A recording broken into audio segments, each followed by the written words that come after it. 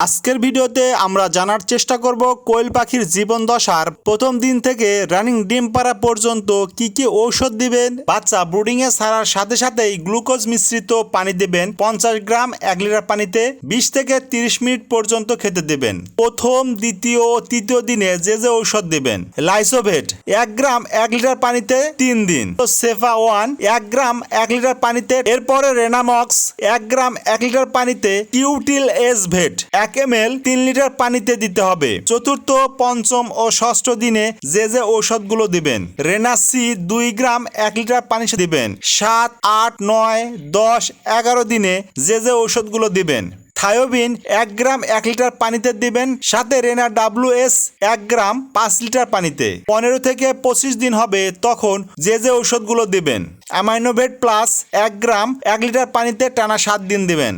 রেনাসল AD3E 1 ml 1 litre পানিতে টানা 7 দিন দিবেন। জিংবি 1 ml 1 লিটার পানিতে দিবেন, টানা 7 দিন চলবে। ডিমে আসার আগ মুহূর্তে যে যে ঔষধগুলো দিবেন: ইসেল ক্যালপ্লেক্স 1 ml 1 লিটার পানিতে চলবে ফাইল শেষ না হওয়া পর্যন্ত।